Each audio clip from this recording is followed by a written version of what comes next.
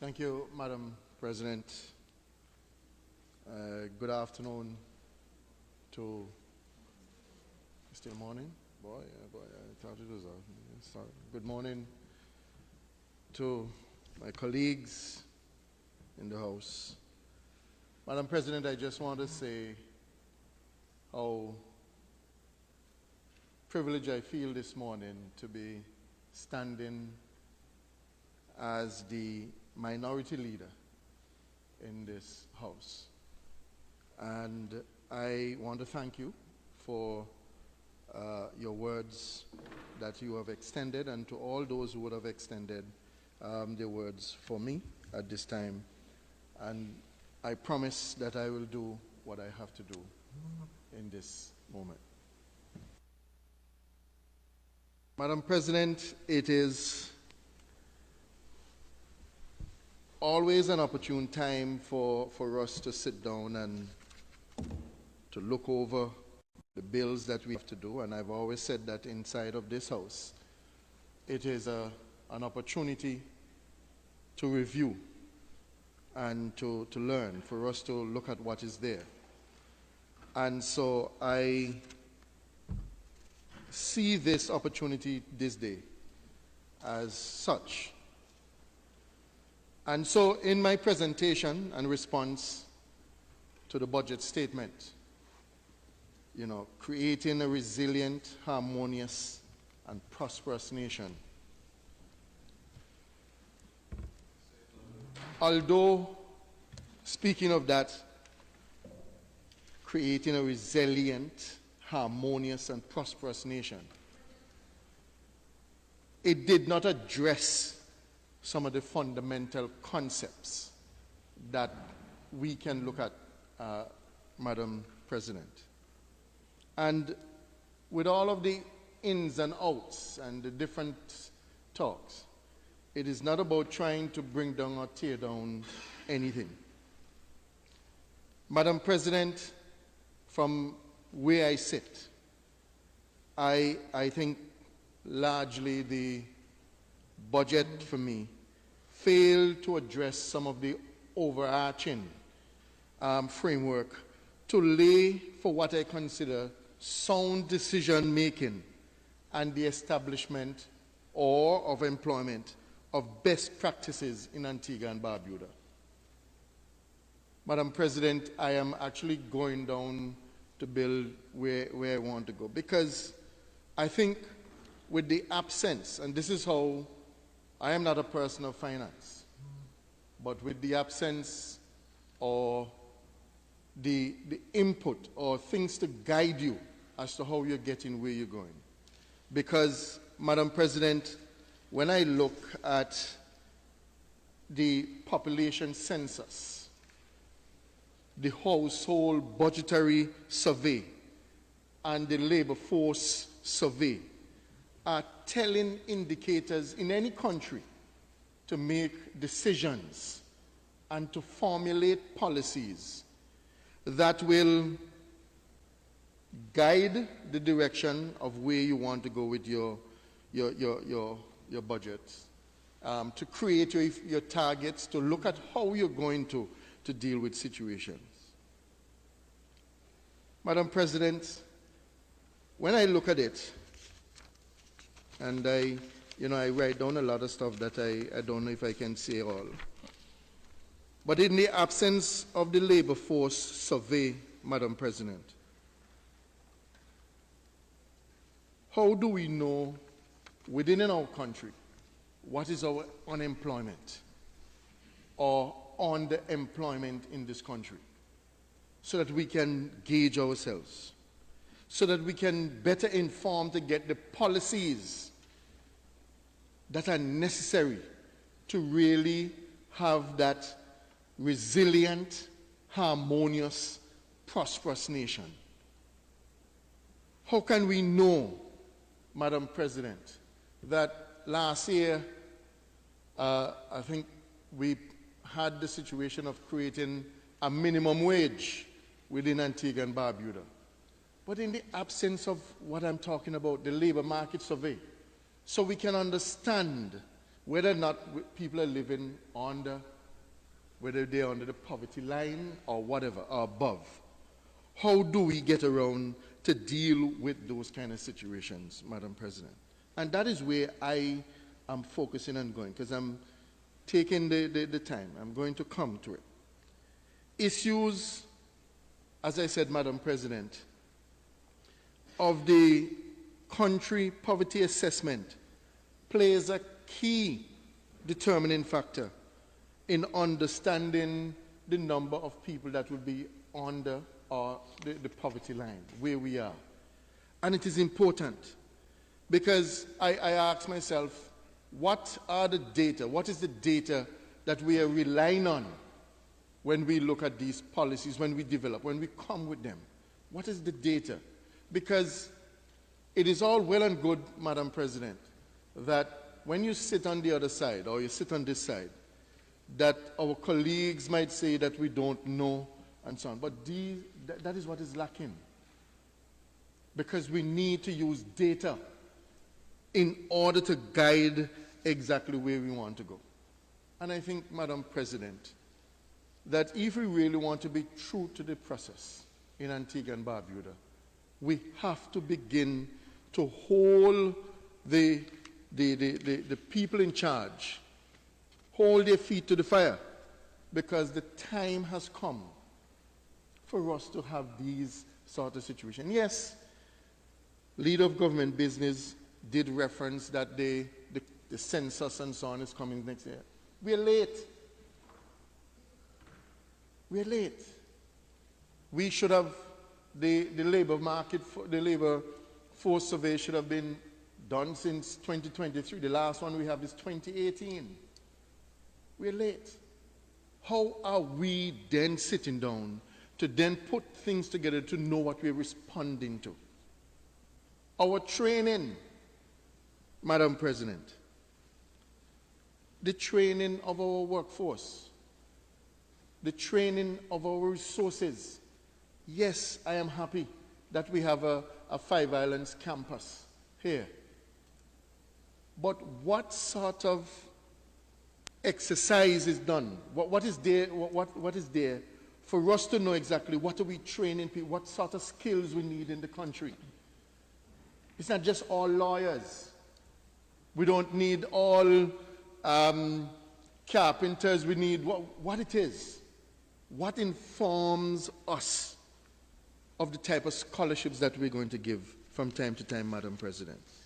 And Madam President, so that is why for me, that the budget and the preparation of these budgetary statements year in, year out, I continue to say that we're lacking because, I mean, the information, the side work, when you're going to school, they tell you to give you the side work. You need to see the side work of how you arrive at where you're going.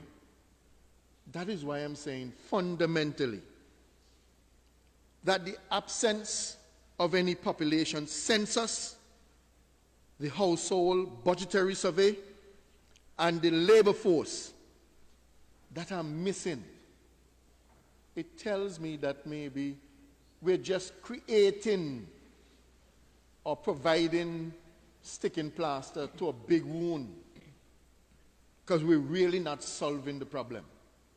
And so that is where my challenge, Madam President, in regards to the whole aspect of it. And when I talk about the training, Madam President, one of the things that I, as a person, as an Antiguan, as a citizen of this country, that continue to really give not much credence to, is the aspect that we have a job experience program in Antigua and Barbuda. And last year, I think 2023, just before the election, all of those people, over 600 plus, were transferred into the government system. Madam President, my challenge, as I said, That job experience program is just there to satisfy an idea that, well, we are getting people off the street. But the situation is that we do a disservice to the people who sit on that program more than anything else. Because if we are to follow the program or the project that we're doing, we are supposed to be training for 6 months. And you have people languishing for years on that program. So whether or not they really do well, whether they get the kind of experience that they need, there's no assessment because we don't get no report to say exactly how people are doing. But you just put them into the job program, put them into the government system last year because, we're satisfying an election response that we're going to do this. And that is how it came across, Madam President. What you're doing, we're not really then empowering our people in the nation. We're not empowering the young people that we talk about each day. What we're doing, we're just doing a piecemeal operation. And Madam President, whether some people understand it or not, reality is what we're ending up doing is retarding the development of our people in Antigua and Barbuda rather than helping them. We're not helping the young people in this country. Yes, if you're going to have them on the program and it is supposed to run for 6 months, make sure that all of the issues are in place, that you know exactly that they're receiving the training and that the process. What has happened, and I know it, that some of the business places that receive some of these workers, they send them back. They send them back. So, because they're not satisfied, but people are more or less going. They come in, and every Friday, barring none during the last year and so on, every Friday, you just go down Church Street just to the west of the police station, and you see the long lines of double parking and people lining up because they're on the job, they're collecting. They're collecting just to check. One of the reports that I receive is that most of that job program seem to be hiring more cleaners than really putting people out there to do what is supposed to be right. So we are not really seeking to understand the skill sets within our country, to know exactly what it is that we want people to be training for, so that we can build, shore up, and have the sustainable movement of people, development. That is lacking. And I'll say this, Madam President. A lot of the people who were on the job program that were transferred into the public sector, public service last year, just before the election, they're not smiling. You know why they're not smiling? Because when they were on the job program, they at least received, based on the information that I got, that they were $400 a week. But $400 a week. But now, under that process, Madam President, where you've been drafted to become permanent workers, and I'm happy that they're working, that they know, because some of them have been on the job program. They did not realize certain benefits because they weren't certain about vacationing and these things. Those are general things that they will get. Didn't happen. Now they're permanent. But they're working for $300 a week, because when you work it out now, because now they have you're being drafted into the system. That is what is happening, Madam President. So, you told your chest and about these things and under the situation, Madam President. Madam President, when I look at it, let me take some water here, Madam President. Yes.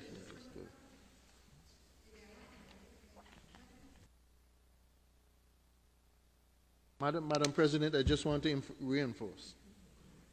As I said, the census is important for us to have, and I want them to realize that that helps us to move forward.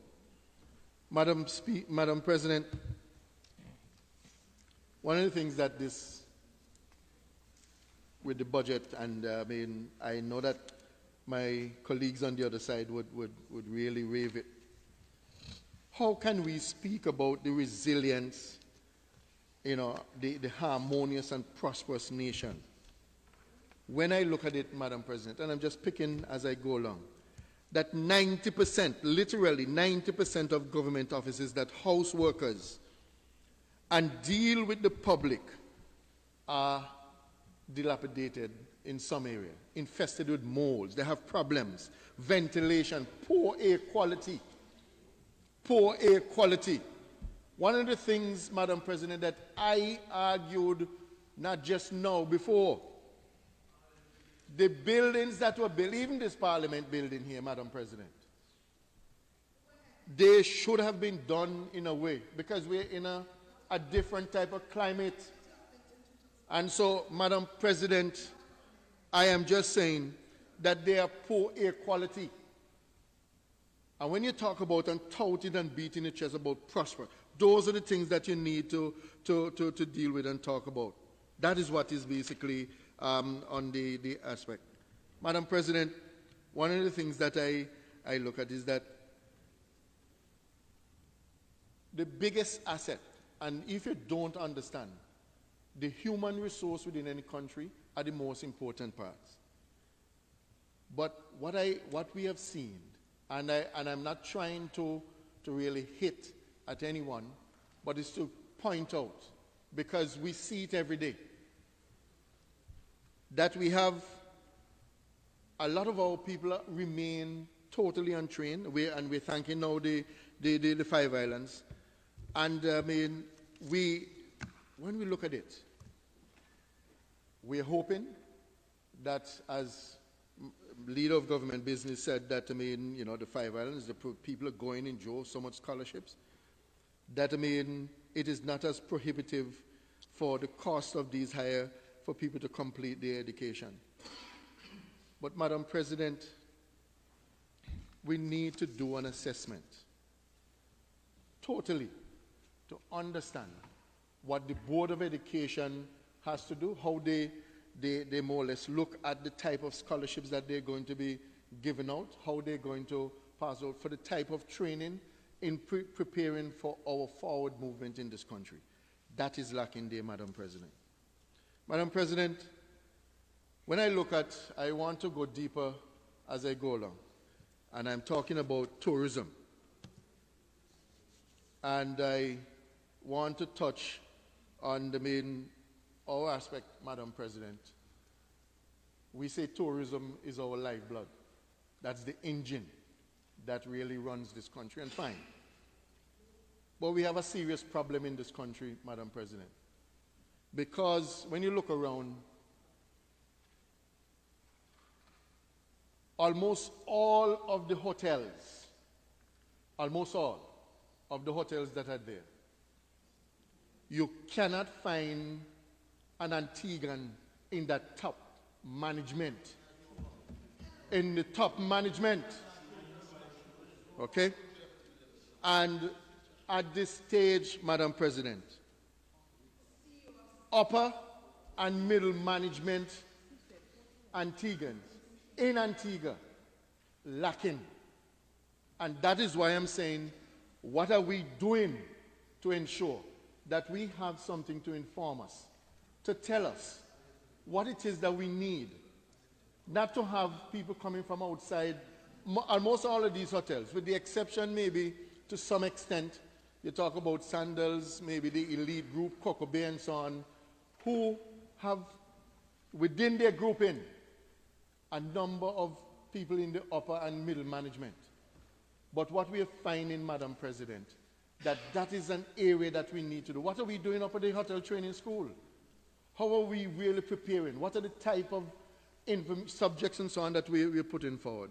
And Madam President, that is something that we need to see done within Antigua and Barbuda. We will begin to, in a very structured way, in an instructive way, that we as a country begin to say that, look, the time has come that we're not giving no scholarship for no more lawyers. We now have enough there. We can do enough. We need to begin to give scholarships for these areas so that, I mean, the Antiguan that is there can fill that. And one of the things that the government is not doing, Madam President, is to ensure that if you bring in people from outside to work in the position of management, that you have somebody to understudy you, and so that, I mean, when your term done, you know Antiguan would be coming forward. Those are the things that make budgetary and make situations grow, Madam President. Madam President, I want to touch on, because I know it's going to come up, and the Senator for the Senate leader is talking about starting representing hotels and so on. The matter, I just want to digress a bit. The matter that you're talking about representing workers, and the one that happened recently at the Royalton the other day when the workers strike, and that is good. They were protesting. They weren't protesting about not being represented. They were striking against the company because the workers were embarrassed every day when they go to work that they were not having the resources to serve the guests, and the guests were basically on top of that. And so they took arms, and they did what they had to do, and they're being represented, and they're being treated well. And that is what the situation is, Madam President. Has nothing to do with the union, and maybe we are not doing that or whatever. The workers there are governed by a collective agreement, which is, Madam President, which is ensured and certified. The collective agreement governs them for what they are supposed to do. The problem that they have, has nothing to do with anything like that, Madam President. When you look at it, Madam President, what I think should be happening is that the government needs to focus on how to empower, as I said, the Antiguans to reach into those higher aspects of the hotel industry. And as I said, only a few that are there. Madam President, when you talk about tourism, you tout in your chest about tourism and development. One of the things that, and I really came this morning to hit on it, but I saw an article in the newspaper this morning, Madam President, where the Minister of Tourism did his interview, and obviously indicating of the development for the airport. And I welcome that they're going to be spending roughly about $15 million for the airport and so on. And I said, well, I must commend the Minister of Tourism and so on, and the government for reaching there. But then when I read the article, I mean, I said, I mean, again, what informed, when you say you're going to spend the money, what informed you? What exercise, what groundwork has been done, laid for you to understand? The airport that you're saying that you're going to build, because he says as part of the $15 million that the government is now earmarked to renovate the airport and to do things and so on. They have problems up at the airport. On 2 occasions, Madam President, the workers up at the airport stopped work and called and said, well, look, you need to come up here, man. We can't work under the system here. Up here smell bad, horrible. Smell like sewage. And management sought to give the workers all kind of masks and so on to put on because they want to you know, look, let them go back to work. This is bad. Nothing. And the problem that they indicated that, look, there is a problem that somebody needs to do something and something is not done right. That is what they're supposed to be talking about, how they're going to improve the conditions up there. You see, like how we're inside here, Madam President, and you say you're cold. The airport, the workers up there are complaining how the system itself is really killing them. That's a problem that workers are under. It's a problem. So you're talking about building, that you're funding to go and build a food court up at the airport to build a food court. Look at repairing the airport properly. There are a lot of problems that are there within the airport that you have not touched. So you talk about tourism, and you're talking about all this thing, and the conferences that are going to come. Look, I mean, when I heard the leader of government business talk about where the hub for conferences, I'm happy that Antigua can attract conferences from all over. Because, I mean, as a member of an international body, trade union, we have brought international conferences here too. So yes, we want conferences to be here. But I am totally ashamed when we look at the infrastructure that they have to drive on. When they come and they look, have you ever driven on that road from English Harbour to St. John's alone? By the time you reach to town, Madam President, you're done weary. I mean, let me tell you, being in the house, some people get where they back and slip out the distance on, because, I mean, driving on them road they alone, them vibrate you. So yes, that road was done since 1991 to 1992, from English Harbour to St. John's, because that's where I come from. Somebody know me can tell you. But the road, not touch. You're there 10 years now. You're there 10 years now. And talk about prosperity, you're there 10 years now. And so I'm saying, the infrastructure, look at the road that you just built. The road that they just fixed, both the airport road and the road over Fries Hill. You can't even believe that those are roads that we spend millions of dollars and they have not been done, nothing. So, Madam President, when you talk about conference, yes, because it is business for us in Antigua. But we need to do and improve our infrastructure around here. Madam President, I am not going to be sidetracked by my colleagues, really. Okay, you're working with me. I mean, but the airport, the major thing up at that airport, that every time that I have to travel, Madam President, and coming home, my fingers crossed, my toes crossed, everything crossed. Because when the plane land, you think maybe a cobblestone you're right on, because I mean, they need to fix that as well. We need to. So, well, this is nonsense to you. It is nonsense to you and the others. But for me and many of Antiguans, that is how we see it. And I am giving you the understanding of that from that standpoint. For me personally, yes. Madam President, when I look at it, and I want to go further, Madam President, and I talked about labor.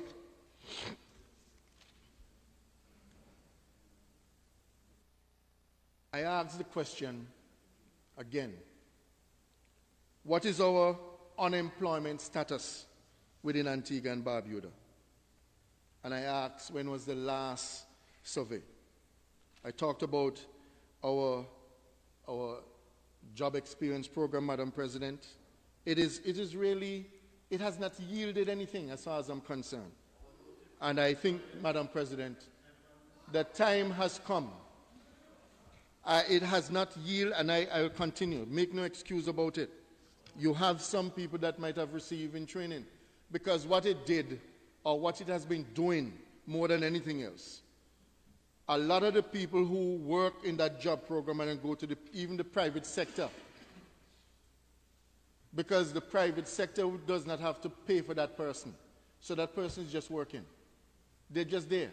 And I mean, that 6 months threshold that should have been there where, okay, fine, we know you have served your purpose for 6 months. We now can tell the government, thank you, you're into the system. No, what has happened, Madam President? They continue year in, year out. And that needs to change, and we need to see something better than that, Madam President. Madam President, one of the things that I'd want to see established here in Antigua is the aspect of an unemployment fund. We came out of the situation with COVID, and we know all of the challenges that were there.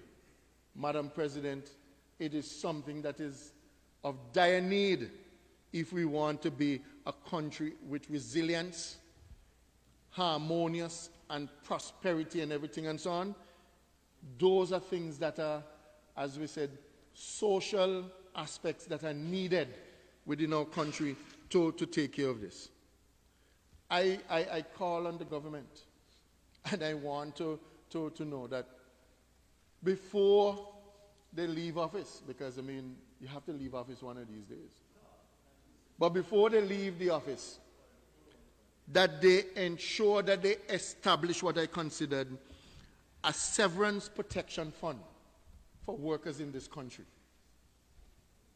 to protect their severance, to ensure that will act as a safety net for the ordinary man in this country, brothers and sisters.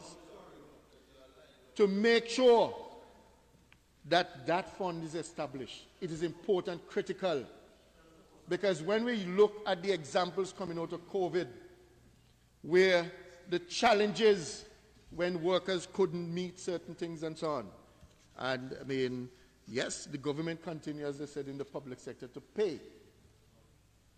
But, Madam President, it was the Antigua and Barbuda Workers Union, along with the Hotel Association and so on, especially that critical industry, ensured that we make sure during the COVID, we were giving to the workers, because we made sure, we donated. And that is something, we want that. They had to go, workers had to go into their thrift fund. And we don't want that to happen more. That is why I'm saying, let us establish that severance protection fund and an unemployment fund. We need to get those going. As far as we're concerned, we have the draft, Madam President. The Antigua and Barbuda Workers Union have a draft already.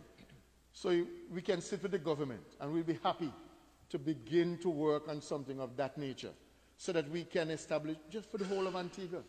And I think it is welcome. And we need that, Madam President.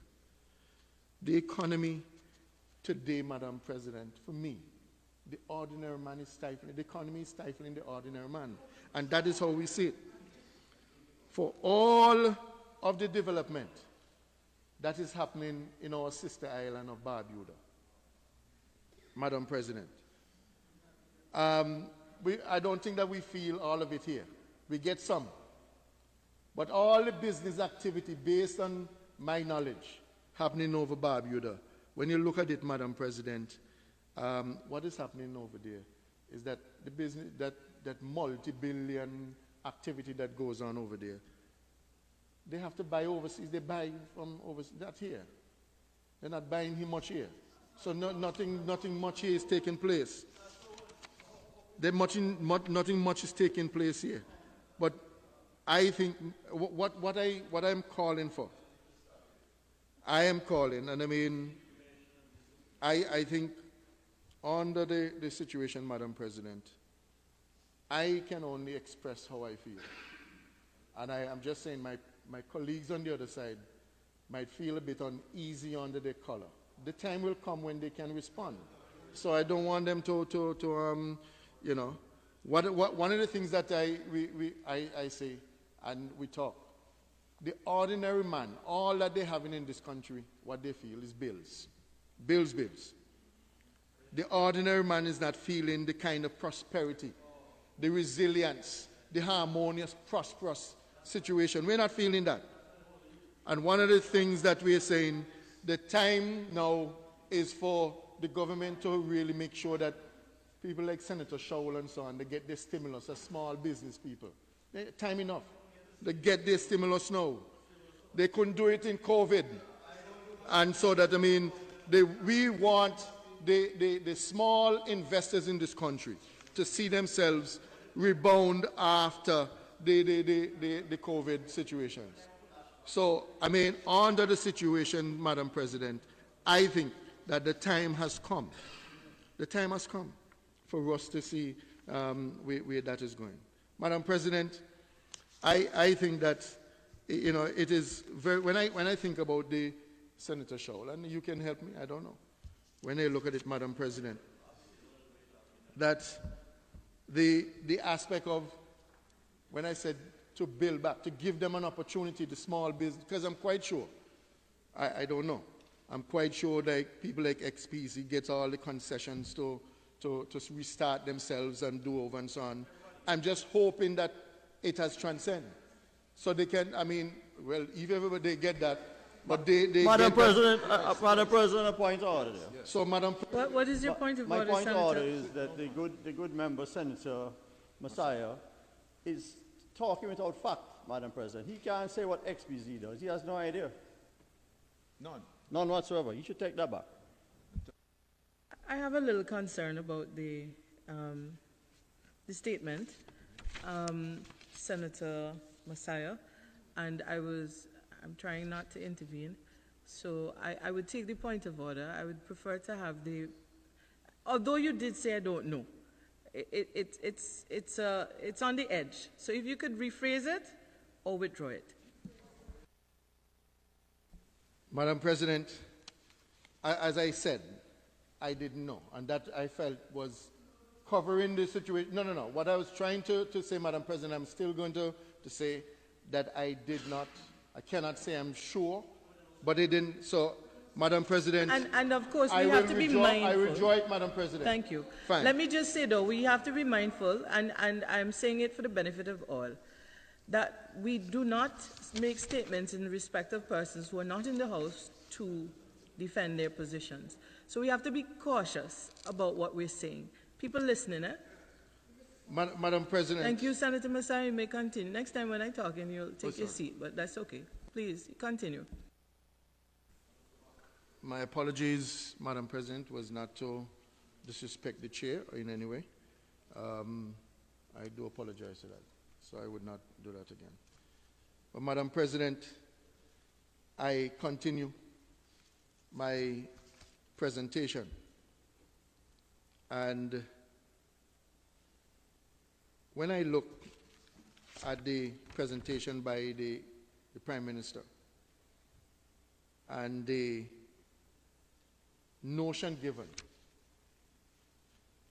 that there are approximately 2,000 jobs to be created in 2025 in the construction industry and what they are going to do and so on.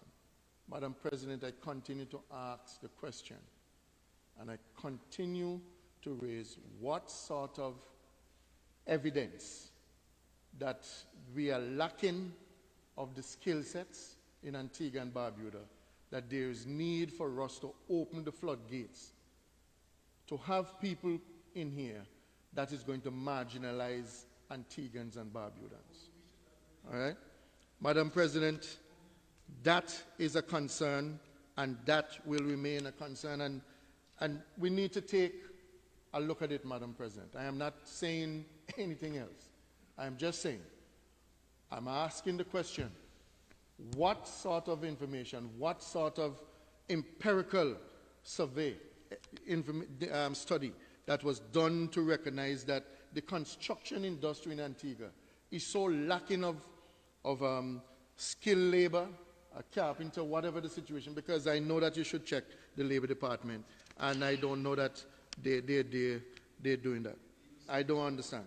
Madam President, another area that I listen, when I hear the Prime Minister would have made the notion, and again, not hitting the process, that because of how things are great, that the Social Security minimum pension will move from $350 to $500. Welcome whatever movement, Madam President.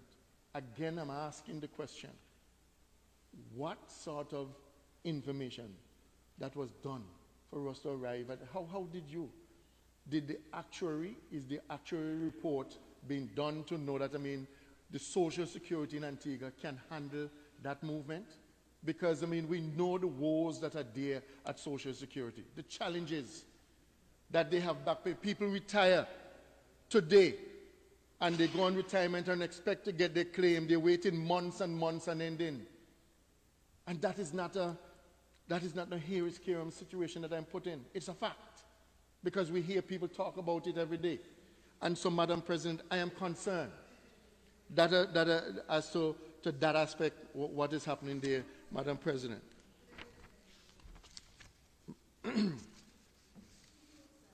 Madam President, when I look, and I go back, sorry going back and forth, but I'm talking about the labor. One of the things that I looked at during this whole budget and the exercise that was done, the area that this country of Antigua and Barbuda would have ratified upwards of all the conventions, International Labour Organization conventions, in its setting. And Antigua and Barbuda is more or less cited or named and shamed at the International Labour Organization each year because of the lack of reporting that as a country that we are supposed to be doing to those conventions that we ratified. And I want to talk on those because, Madam President, is important. Because when we ratify conventions and when we look at them, is for the ratification, is the intention that we're going to more or less make them some part of it, or if all of it, to be part of our laws and guidance in the country. And so every year at the international conference in June, the International Labour Organization knows that Antigua ticked it off. We ratify that. We ratify this. But in the ratification, what has the country done? What stance have been taken? What process have been put in place to get this? We don't, nothing.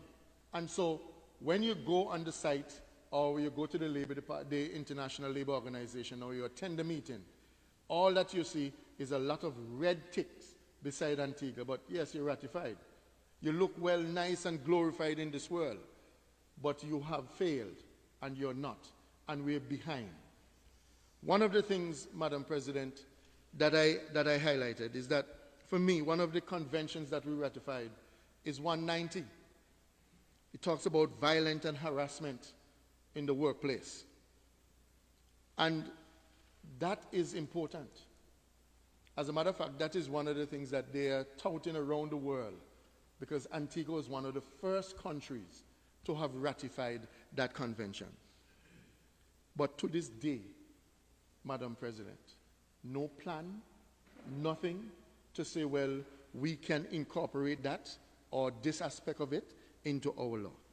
We have ratified, as I said, several conventions, but we have not done anything under that aspect, Madam President.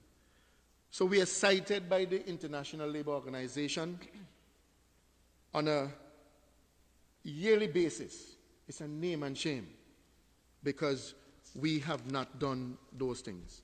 The fundamental, there are some conventions that they call the fundamental conventions.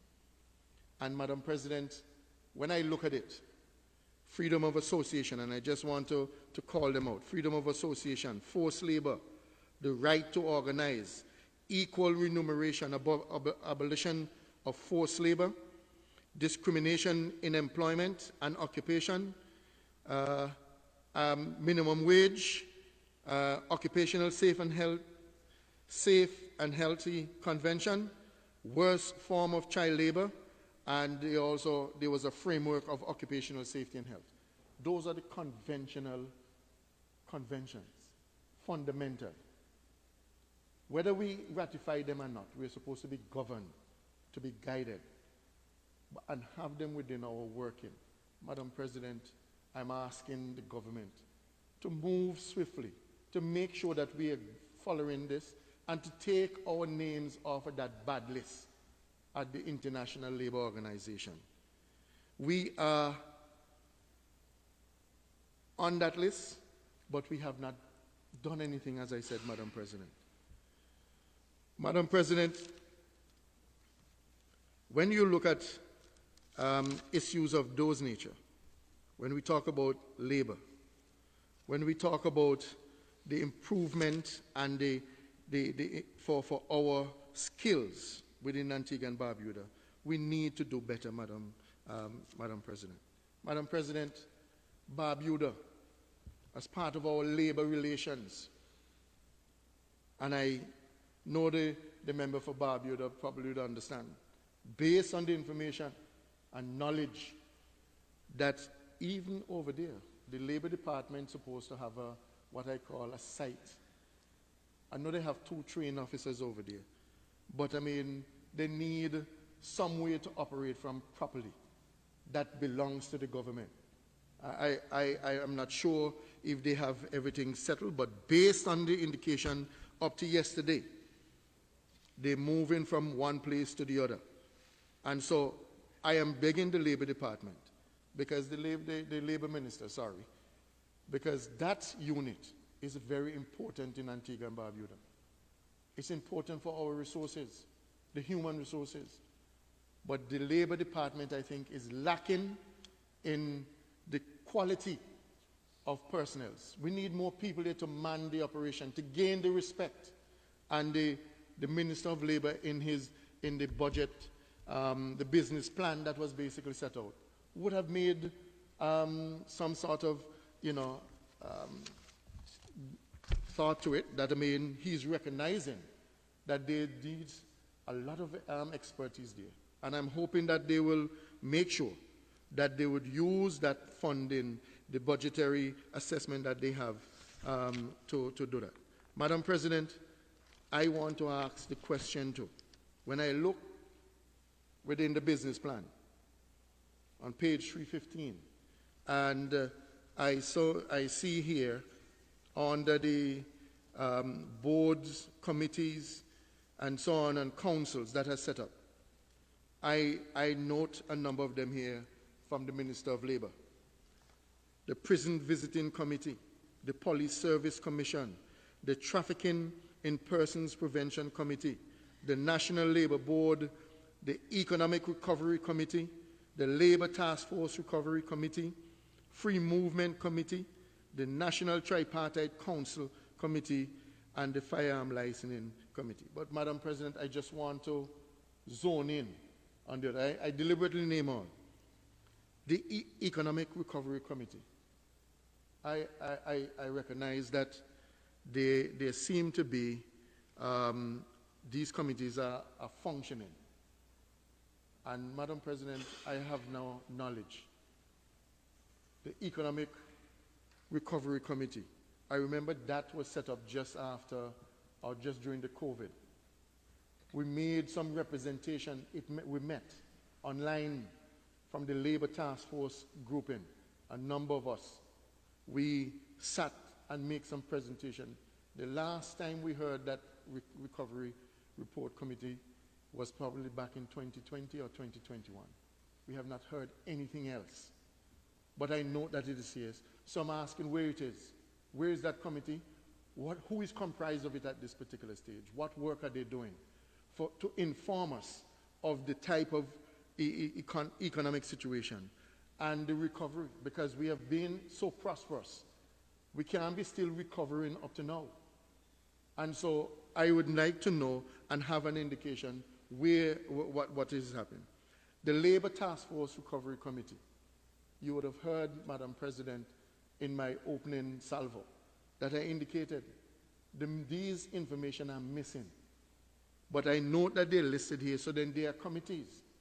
So I'm asking the Minister of Labor to please tell us and talk as a stakeholder, as stakeholders within Antigua and Barbuda. I mean, who comprise these committees and where they are, what has happened, and where the reports that he would have received if these committees are meeting. So I'm asking the Minister of Labor to give us that. The National Tripartite Council. The National Tripartite Council, obviously, should be made up of the government, the employers, and the workers' organization. I'm asking again, Madam President, where are these? These things are non-existent, but I'm seeing the name. I can't say that I know anything that is happening from that level.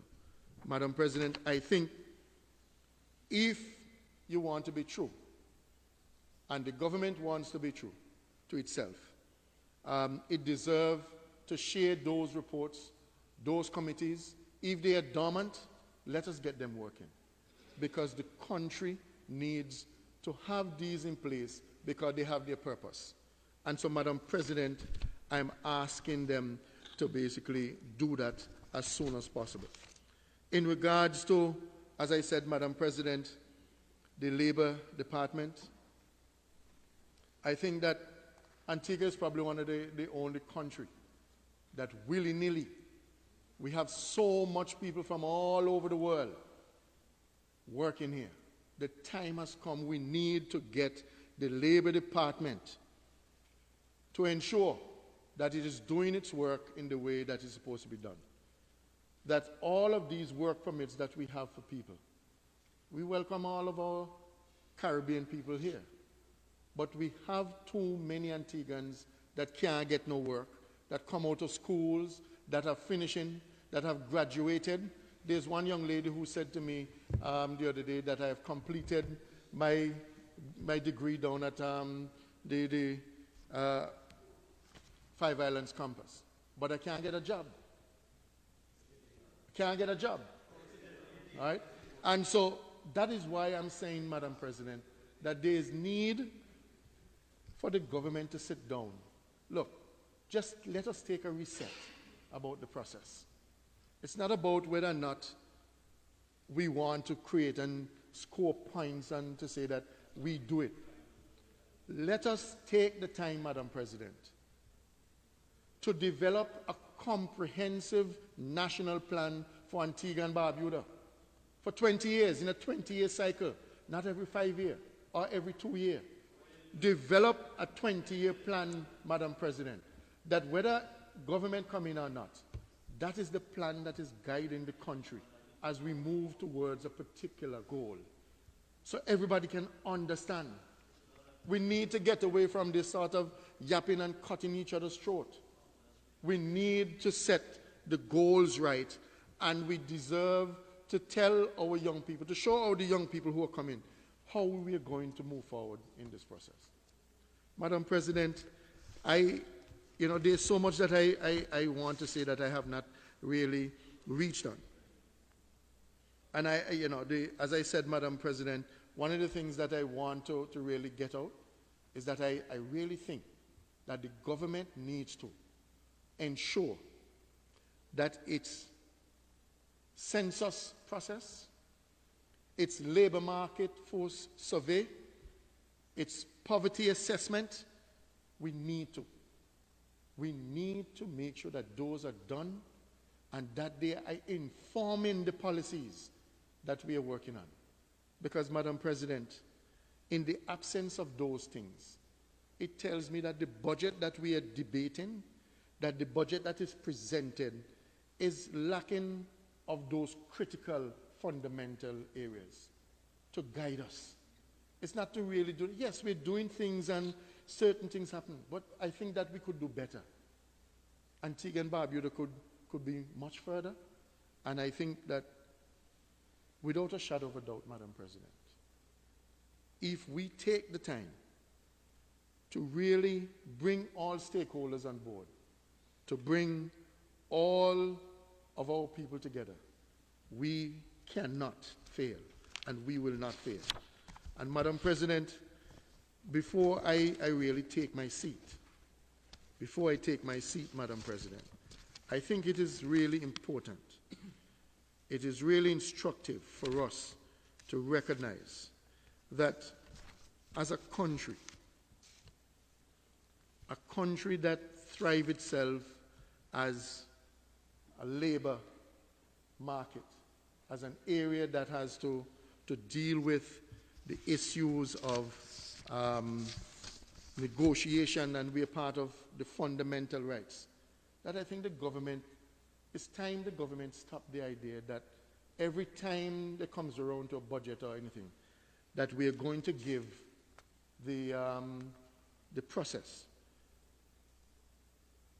we're going to give the workers a 5%, or we're going to give public sector 10% over a period of time. Allow the process to work, Madam President. Negotiations, not that you hand it down, you're depriving That is part of the fundamental aspect that is missing within our situation. So it's just, you throw it to me and I have to take it because you put it on the table. Madam President, we need to get away from that aspect. Madam President, before I close off, and I would like to beg, I don't know if I've gone over the time yet, Madam President, but I would want a few extra time to wrap up and to go one last point.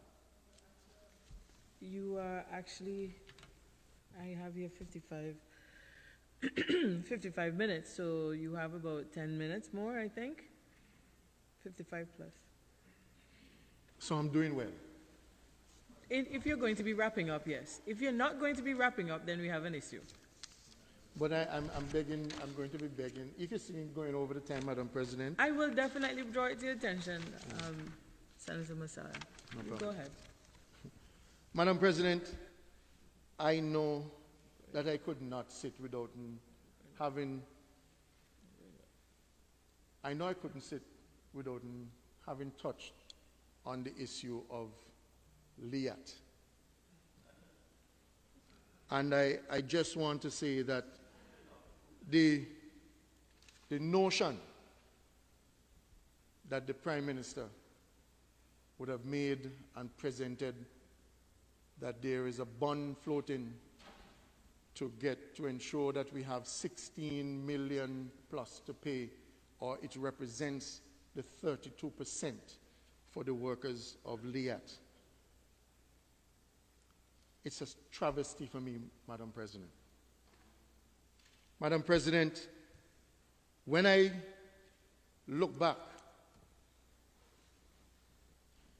July 2020, that this Prime Minister, the Honorable Gaston Brown, would have reached out to the Antigua and Barbuda Workers Union and all the workers of his plan to save Liat, and for the workers to be a part of the process. I can say that for me, he has misled the group right down the road. Madam President, to say at this stage that you are only going to be responsible for 32% is a slap in the face of the working class. You will jump out. You're the one, as the Prime Minister, we were the ones, when everybody else was running from Liat, we're going to save it. And I must say that in 1974, and that is why I just want to recap for them to understand, 1974, it took one of our national heroes at that time, the late Sir George H. Walter, to have gone to Venezuela to borrow the funds to make sure that we had an airline. Because when Courtline and those guys went belly up, that is why we call it late 1974 Limited. And so, Madam President, I just wanted to go back there because I think, for me, it was more or less sentimental for me that the Prime Minister, the Honorable Gaston Brown, was heading down that road as well. So I was on the bandwagon. I was in the bus. I was riding with him, just like all the workers. And the workers' cry was then, we want 70% of our shares, of our equity, and 30% would be part of our investment into this new development. And that is what the workers echoed from day one. And every step of the way, it has diminished every time. Because for some reason, the government would have turned its back on the people. In 2021, I remember receiving a document from the cabinet indicating that they were going to facilitate at least a $2 million payout to bring Christmas cheer to the workers at Liat. But they had to sign something, to sign away the rights, Madam President. Today, those who did not heed my cry, because the question came, should we sign? I said, I, in my capacity, and the union, will not force you. It is up to you individually. And those employees who did, we have one of them, Madam President, a captain who signed off because he said, well, look, I have to take care of my family, and so I'm going to take it. And Madam President, he's still holding the bag because the promise was that the next year, by 2022, they will be getting the rest of money. They will know when. 2022 not come yet. And at that time, it was of 50%. So do you mean that those people who signed and accepted then the 50%, are they now to say that they're now whittled down to 32%? That is why I'm saying that the government is wicked. It is hard. You say you're a labor government, you think about the workers. What the government should be doing, it is not going to talk about putting a bond for $16 million. All right. If you want to say, I am going for a bond to take care of all of the workers of Antigua that work with Liat, I will be happy with that too. That is what I wanted them to say, that I'm taking to take care so they can get their 100%. Their employees who have children in school at the time that work at Liat, husband and wife, who had to give up their children coming back out because they can't continue to pay because they did not get that. Their equity has lost. And for a government that says that I am labor, that I am for the workers, that I am carrying, when you sing and you're singing the song about labor and whatever it is, you are flying in their face because you're not holding up to the part of it. And the government, for me, the government has failed and left the people hanging. Has. And under the situation, Madam President, the government's decision to look at just a $16 million or 32%, stop that. Let us go forward and make sure all of those workers of Liat who worked to carry that airline for years, during the hardship, during the rough times, they carried it. And those workers are now still pondering, rubbing their hands to wonder, why is the government treating me so? 32%. 32% that you're going to give. Then you're not taking care of your people. You don't love the people. You only love them when it comes election time. You don't love the people. You don't understand the hardship that the workers are feeling. And so, to really reach that stage and that level, the government has divorced itself. You don't need to call yourself a labor government anymore because you don't care about the workers. You're not putting the workers first. That is not happening. And in this process of this Liat saga, the Prime Minister tells me every day, even during the budget speech after, he would have indicated to me, sue me. Tell them sue me. I mean, that's a joke the two of us have between ourselves. I mean, the Prime Minister. No. Don't sue. Do right by the people. Whether you as a government or the people, the government doesn't have an obligation to what happened with Liat. The people here are your obligation to take care of. And so under that situation, rather than basically giving them, 32%, when I look at it, some of the employees were saying, well, yes, let me take 50%. And you know what they could have done? The government could have put in place, all right, I cannot give everybody the 100% today. I'm giving you the 50%, which they started out. Take 50%, or do like what Barbados did. Barbados tell them, look, anybody that is above $75,000, you're getting that $75,000 that is to you. And anything over that, you're getting that in your, as you pay down, you're giving you, as, you're going to get that as a IOU. Okay? And that will basically come, Madam President. I read it in here, so when Senator Shaw said that, I read it in here already. I did that. $75,000 the Barbados government gave every one of those late workers that were in Barbados. Okay, fine. So Barbados took care of their people. Antigua government needs to take care of its people. They're part of their process. And so under the situation, that $16 million is woeful. It's a beginning. It's a beginning. It's a beginning, Madam President. And so at the end of the day, what needs to be happened? The Prime Minister needs to retract its position, rethink his position, and say, well, look, we're going to give you the 16 million. This is a part payment. And over the years, so we can take care of people, because some of them done dead already, one or two died. And so under the situation, Madam President, we need to do this in a hurry.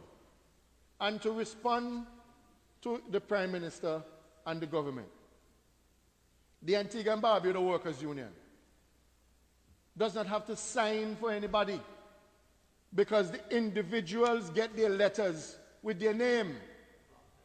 And those individuals have a right, and they seek advice whether they should sign or not sign. That is their advice. So under the situation, Madam President, what the Prime Minister needs to do, and as I said when I read out to you earlier, the fundamental conventions that we are part of, freedom of association, negotiations, collective bargaining, the Prime Minister is refusing to come and negotiate with the legal bargaining agent on behalf of the workers. You're refusing, not meeting with us. And that is a travesty, Madam President. If you're talking about prosperity, if you're talking about resilient, harmonious, and prosperous nation, you need to sit down and respect every stakeholder, their position and their effective role that they have to play in nation building. Nation building is not just government or employers alone. Madam President, on a point of order. Thank you very much, Point Madam. of order, Senator Gavai. Yes.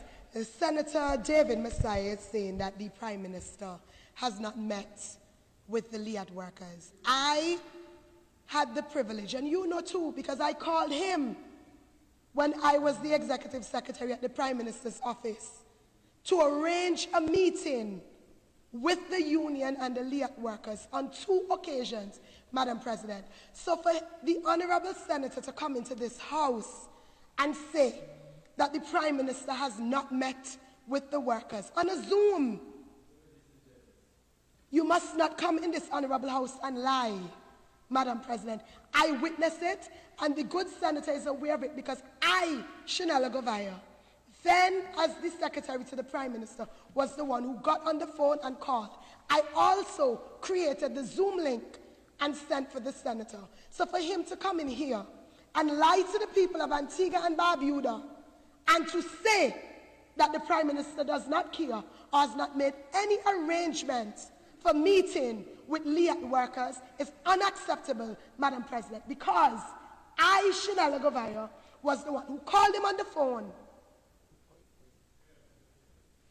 If it pleases you, Madam President. Well, I wasn't there. So, Senator Massiah, Madam President. I'm putting it, you've heard the response from Senator Gavaya. What say you? Madam President,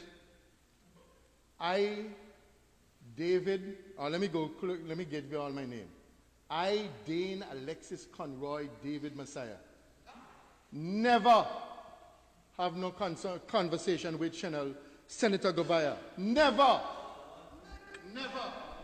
The situation that arose for the Prime Minister meeting with us at Workers' Union was the union setting up its own link where I could have brought in all of the colleagues from throughout the region, where I had all the unions linked in, and we had the union hall full of all the Antiguans. So and this was in relation to Leah?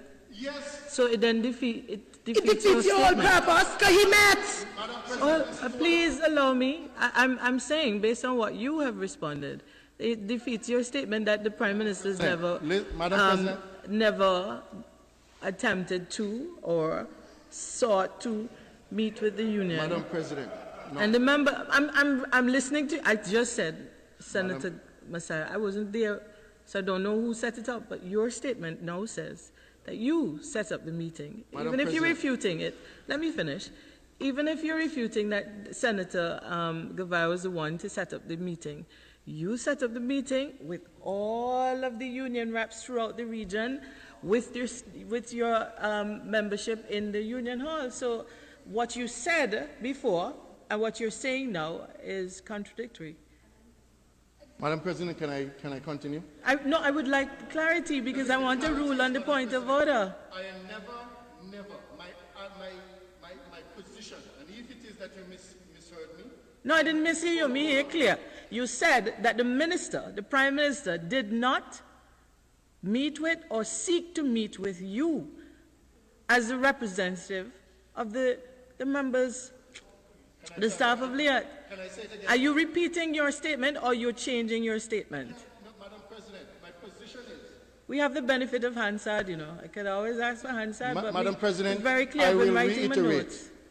The Prime Minister of this country, and I said it again, on July 30th, July 2020, that was the initial position. Since then, and you can go to all of the different, deal with all of the other situation. He says he's not meeting with Madam the President, on a point of order again, please. Oh, wait, you can't have 2 points out. I'm going to finish with the first one. Yes, Senator Massiah, you were saying? I am saying that the initial discussion, which I referenced and I've always referenced it, Madam President, that was done in July of 2020. I am saying since then, the Prime Minister has refused, and he has said it in his press statements over and over again, that he's not meeting with the union. He will meet with the workers individually. That's what I'm saying. You're saying that no, but that's That's not his- what you said before. Hold on. I'm ruling on the point of order. Senator Massiah, I don't know if you got caught up in the moment, but when you first spoke, you said he didn't meet with you. He never met. Right. So you are now clarifying that since that initial meeting, the Prime Minister has refused to meet again with the representatives, and he has stated that he is going to meet with the staff only. That is your position now, sir. I'm going on your President? word. You can't get upset with me. I'm listening to you. I'm not. Yeah. So is that your statement, sir? That is the statement. So that the is written. records would be reflected that the statement previously is being clarified. I've Madam- ruled on that point of order. Senator Gavai, you had another point of order? Okay, thank you. Senator Massiah, please continue. Madam President, And let me just say that you passed your time. Yeah, I know that. Yes. Madam President. So you're going to wrap up? No, I mean, with all the time that was taken away. Yeah, I've noted that. Fine. Even with that time, you had passed your time. I Well, was just allowing you to complete that President. statement. I was just allowing you to complete your presentation on the LIAT matter and hoping that shortly thereafter you would have wound up. So I'm allowing you to say your final word. Madam President, and I hope, as I rise again, that in this House, that we would not sit down to say that people are lying. And you should call on the senators when they sit down and say it across the microphone because it's going out. That's why we have points of order. If the members there are saying they're hearing something, then you rise and say that, Madam President, I need your intervention here. Yeah? So thank you for bringing that to the attention of the members. I don't need to rule on it because we know what the law is, the rules are. Yeah, but please continue, Senator Massiah, and wrap up your presentation. Yes, Madam Thank President. you. Thank you. It's kind of getting hot in here now. I mean, I feel, yeah, but I mean, because of all that worked up just now, I feel real. But Madam President, the government needs to do right by those people at LIAT in the fact to meet with their legal bargaining agent now to sit down and decide how you're going to move forward.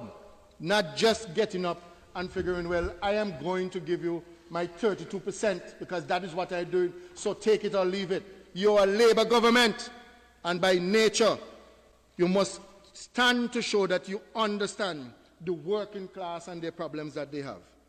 Madam President, the other part of it, and the final part for me, Madam President, in that aspect, that LEAT, you know, everybody is glorifying LEAT opening, LEAT 2020, and they're moving to all the great areas to expand.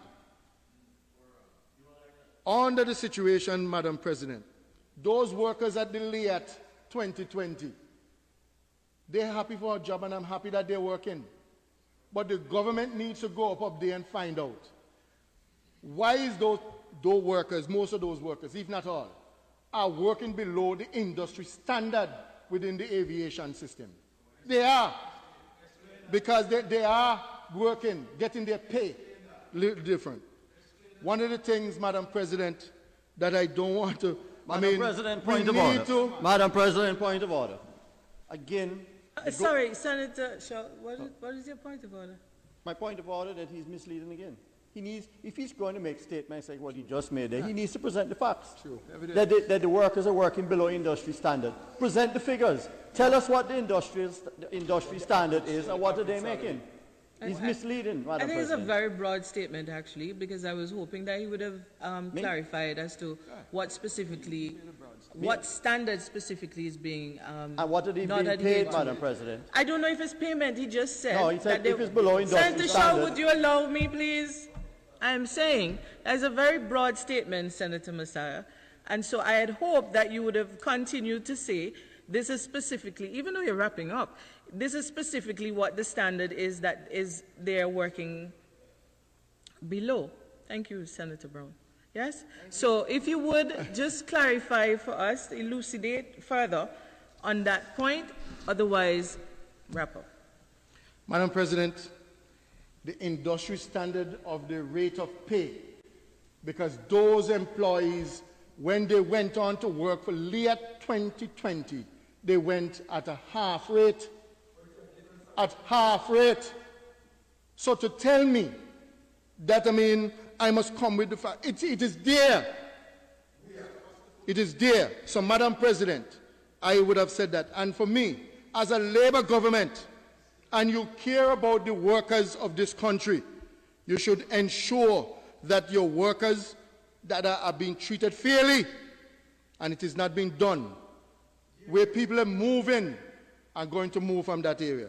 Madam President, that LEAT saga, from my position, Madam President, is one that will hang around the neck of this government because we did not treat it properly. The promises that were made in 2020 that you're going to more or less save that airline and help them to get people to be a part of the process. The phrase that was used was that the staff, they're going to have to take a little haircut. And the staff said at that time, well, the little haircut would represent a 30% of my equity, which will then go into the business so that I have a 30% shareholding. That is basically called where you talk about a prosperous nation, where you give your people an opportunity to have a vested interest in a business, but they did not. And so, Madam President, that is a matter that needs to be corrected. And I would say, Madam President, if it pleases you, I know that I've gone over my time. I thank you, Madam President, and that is my presentation. Thank you very much.